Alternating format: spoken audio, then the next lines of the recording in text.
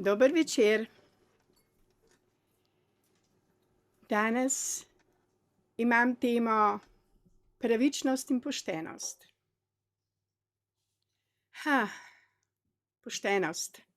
To je zelo, zelo, zelo širok pojem. Biti pošten je mirno spanje, to vsi vemo. Biti pravičen je to tudi pot do sreče. Ker želimo, da drugi nam delajo, je modro, da tudi mi delamo svojim bližnjim. Če mene boli nepoštenost in laži in prevare, potem je modro, da tega ne delam sama. In ne delam več. Priznam, da ko sem bila mlajša, sem včasih v šoli tudi kaj priplonkala. Nisem bila poštena in sem dobila kako dobro oceno, čeprav sem vedela, da nisem bila poštena in da sem prepisovala. Marsikdo bo rekel, to je majhen greh. Res je. To je majhna stvar. Vendar pa imamo svojo vest. In ta vest nas opozarja, nam govori v tišini ali pa celo s kakimi posebnimi dogodki, kot je recimo, da ne moreš zaspati, ker imaš slabo vest, ali da se bojiš nečesa, ne moreš pogledati človeku v oči, ko ga srečaš, ali pa delaš nekaj za hrbtom, ker veš, da ne delaš dobro. Biti pošten do sebe, to je tisto, kar bi danes rada malo bolj razložila sebi in vsem, ki vas to zanima. Ne bom govorila o poštenju v družbi, v vladi, ker ni to moj namen. Rada bi danes govorila o osebnem poštenju. Zato, ker če kažemo s prstom na druge ljudi, kako so nepošteni, se nič ne spremeni, pa še sodniki smo. Če pa delamo na sebi in želimo biti iskreni, pravični in istočasno tudi pošteni, to je pa nekaj, kar nam da mirno spanje, mir v srcu, radost, blagoslove nevidne in vidne. In bolje je biti oškodovan, kakor nepošten. Bolje je biti obsojen, kakor nepošten. Bolje je biti zasmehovan, kakor biti nepošten. Iskrenost je pot, ki se ji reče zlata pot, mirna pot. Pot, ki nam prinaša zdravje, radost, predvsem pa mirno spanje. Velikokrat slišim, da ljudje ne morejo v miru zaspati. Skrbi jih to in ono. Ja, verjamem, da jih skrbi. Zato, ker mogoče želijo nekaj, kar ni v skladu z najvišjo modrostjo, z najvišjo božjo voljo.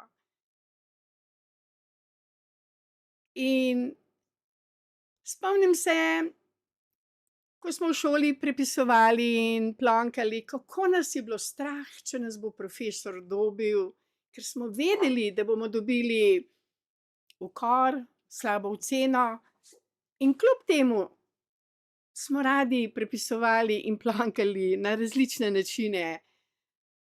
ker je bilo to običajno v šoli. To je bilo nekaj čisto normalnega. Iz danes vem, da ni bilo okej za mene, ampak ker so to vsi to delali, ne hote še ti narediš tako. Pa še profesorji so vedeli, da mi plonkamo. Pa so nam dovolili, kar tudi ni okej. Mihael nam je 2 tedna nazaj povedal, da če vemo, da nekdo dela nekaj, kar ni okej, da smo dolžni to povedati in preprečiti. Pa to je majhna stvar, ampak začne se pri majhnih stvareh. Če smo pri majhnih stvareh, pri drobnih stvareh nepošteni, bomo seveda tudi pri večjih stvareh, ker je to normalno, družbeno sprejemljivo. Kar poglejmo, ali naša vlada kaznuje nepoštenje, korupcijo, lažne obsodbe. Ne. Jaz imam osebno izkustvo, da je veliko nepoštenja na sodiščih. Ko sem bila jaz na sodišču, so vse moje glavne dokaze o moji nedolžnosti odstranili iz spisa. Ker če bi ostal v spisu, bi bila opravičena in ne bi bila obtožena, da je moj otrok takrat v kliničnem centru odšel ne zaradi moje malomarnosti ali vegetarijanstva, ampak zaradi naklepnega, načrtovanega tresanja, zaradi česar je otrok doživel možgansko smrt. In prva diagnoza je bila možganska smrt. Ni bila diagnoza podhranjenost, tako kot se bere v časopisih, in marsikakšen član društva Belis je bil opozorjen, da naj si prebere kakšne novice na Googlu. In vendar je resnica vedno resnica.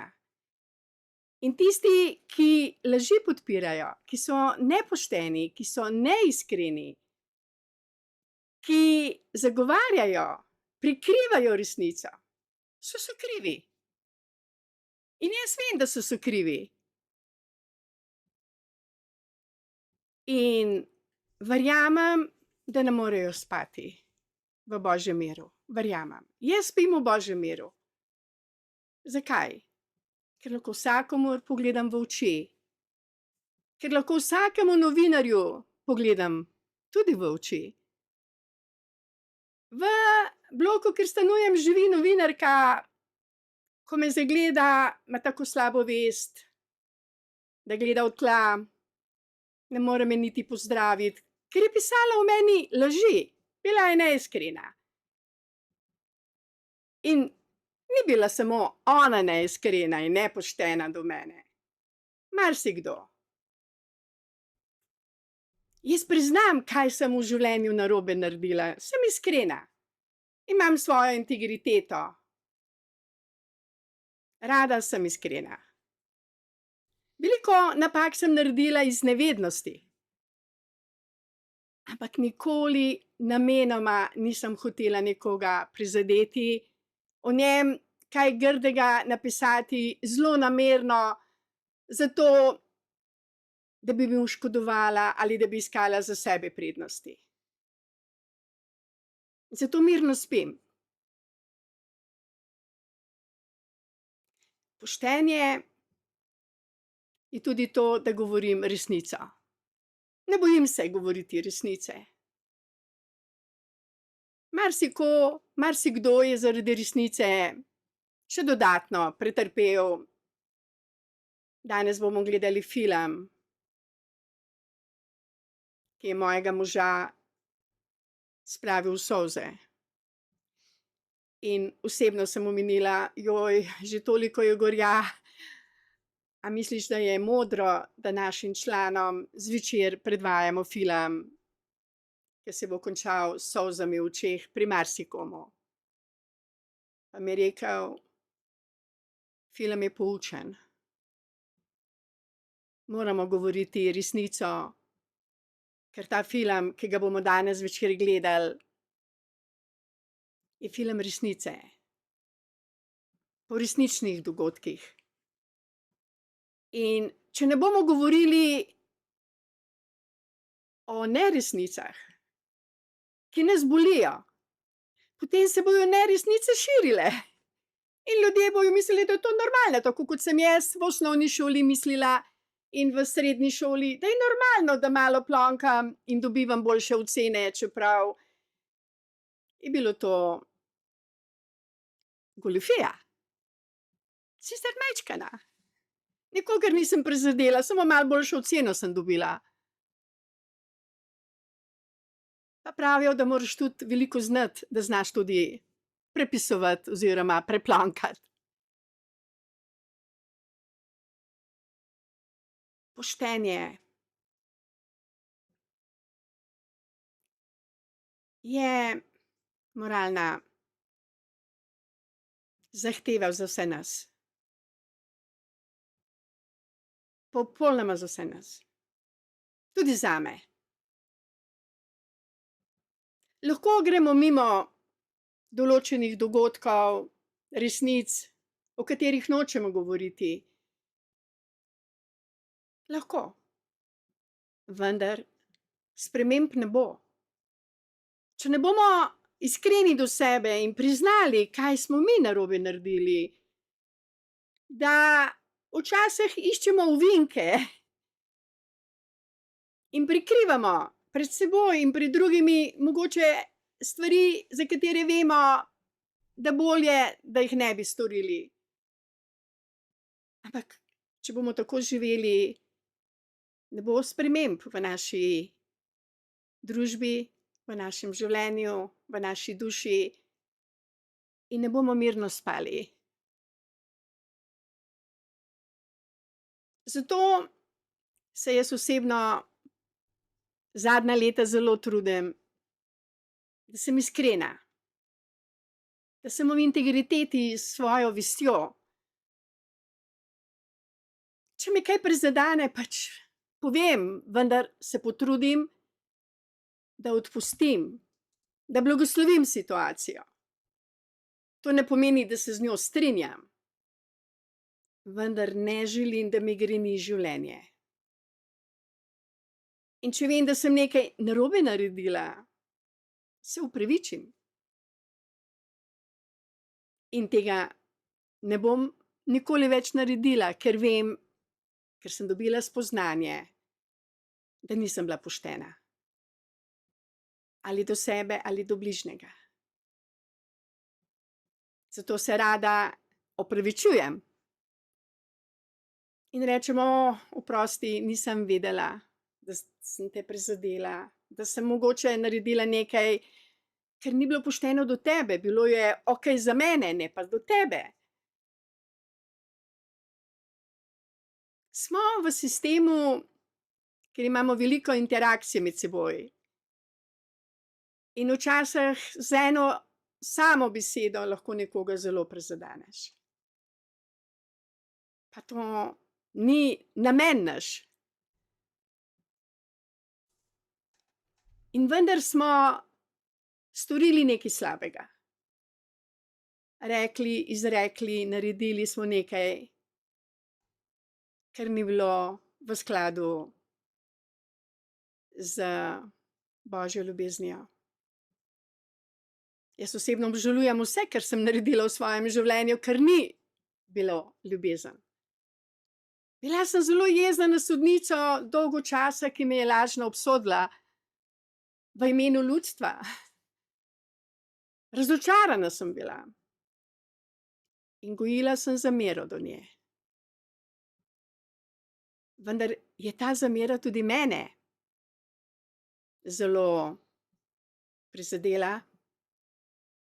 mi jemala radost, mi vzela marsikakšen lep trenutek s svojo družino, ker sem bila žalostna, ker sem bila nezadovoljna z našim sistemom, z našim sodstvom.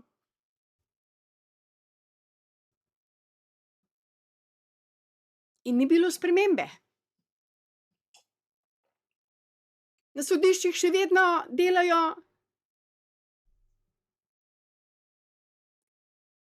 na podlagi, kdo ima več modrosti, kdo ima več kapitala, prijateljske vezi, tožilci, preiskovalci, kriminalisti imajo prijateljske vezi med seboj. In zato so na sodiščih velikokrat lažne odločitve, predvsem v škodo resnice.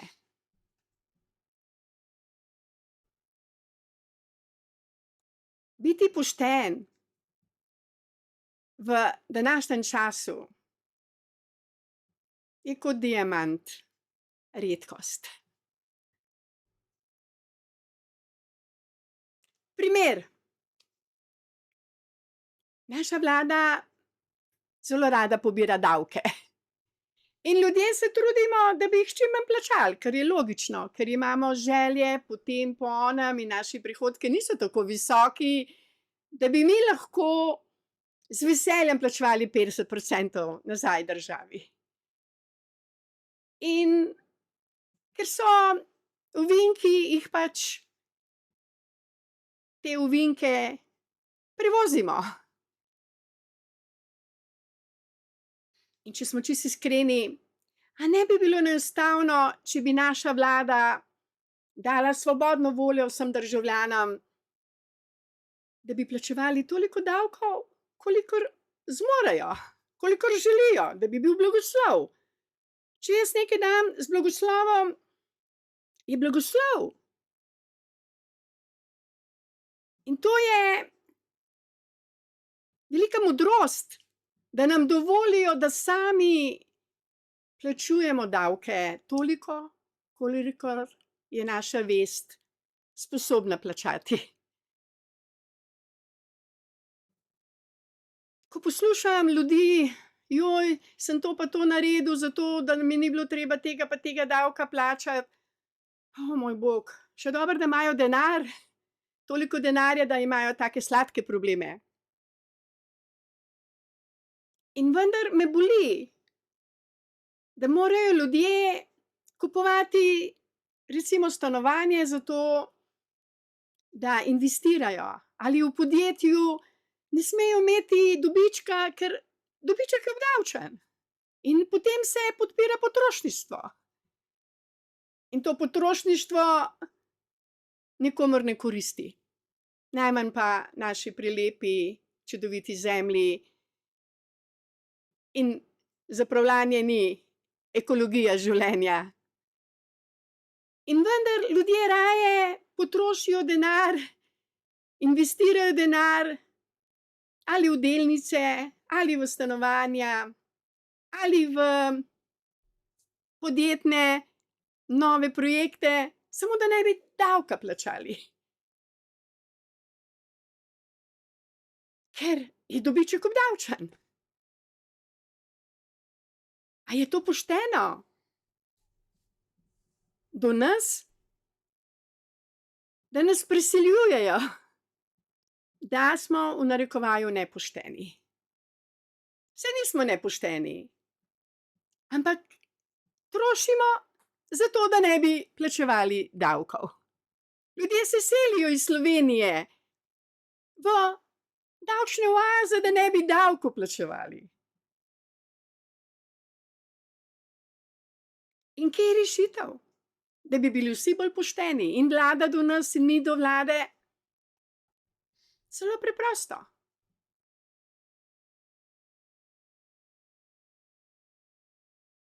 Rešitev je že davno bila dana.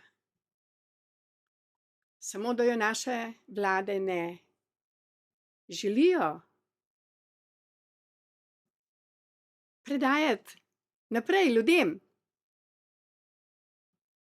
In se vedno znova domislijo novih davkov. Davek na uporabo zemljišča, davek na to, davek na ono. In ljudje so nezadovoljni, ker davek pomeni, da nas zdavijo.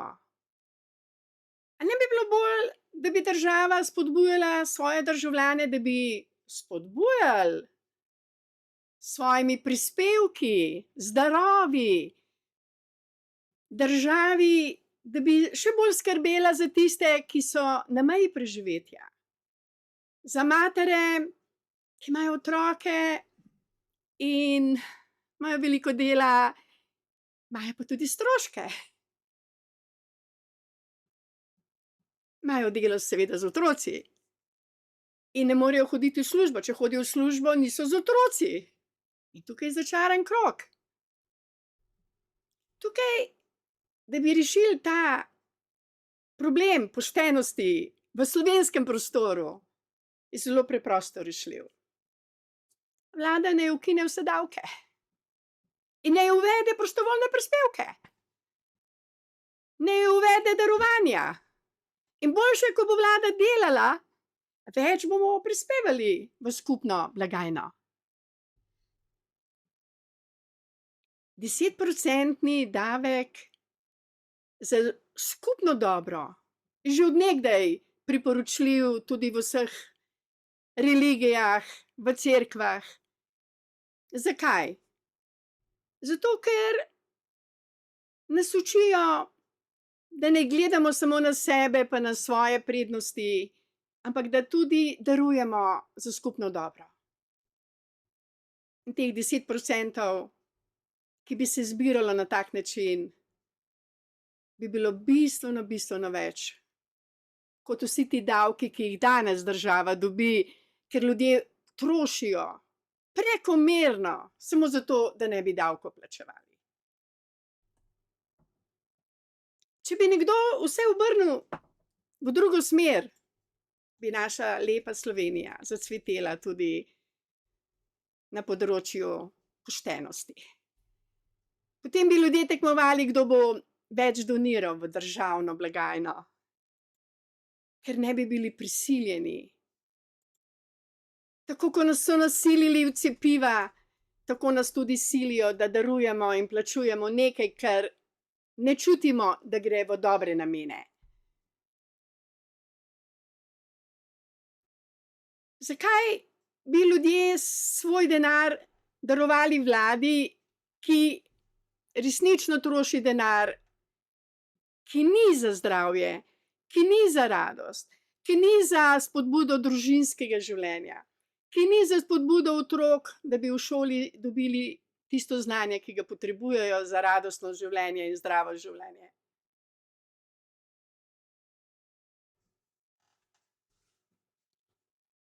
Ko bo naša vlada naredila take zakone, ki bojo ljudem omogočali poštenje, radost, bo Slovenija prva dežela v svetu, ki bo sijala kot sonce s srečnimi ljudmi. Jaz osebno vem, da je to možno narediti. Samo vladati nam mora v državi nekdo, ki ima srce in poštenje v srcu. In to je moje sporočilo danes. Začnimo pri sebi in govorimo, kako je poštenje tista pot, ki nam omogoča lepše življenje, bolj radostno življenje. Hvala lepa za današnjo pozornost.